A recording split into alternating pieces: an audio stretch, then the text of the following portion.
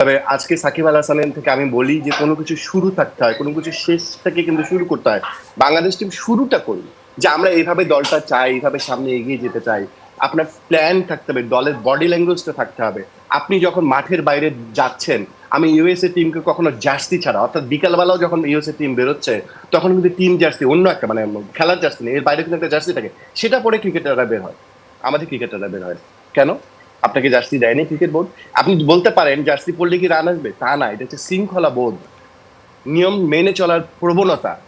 আপনি ক্রিকেটার, এটা ধারণ করার প্রবণতা। ছোট্ট একটা জার্সি ইজ ইম্পর্টেন্ট। আমি একটা হাত কাটা শার্ট পরে আপনি অফিসে যেতেই পারে হাফ প্যান্ট পরে, এটা তো হাফ প্যান্টও তো একটা প্যান্ট, কিন্তু আমি হাফ প্যান্ট পরে অফিস যাবো, তখন কি মনে হবে? আপনাদের ফার্স্ট কনসেপ্ট তৈরি হবে যে এই ছেলেটা বোধহয় ঠিক না। দেখেন, আপনি দেখে আমার মনে হবে যে এই ছেলেটা বোধহয় একটু বিশৃঙ্খল ছেলে। কেন? আপনি হাফ প্যান্ট পরা দেখছেন। ঠিক একইভাবে এটা ক্রিকেটারদের ক্ষেত্রে প্রযোজ্য। সবকিছুই আপনি নিয়ম ভাবে মেনে চলবেন।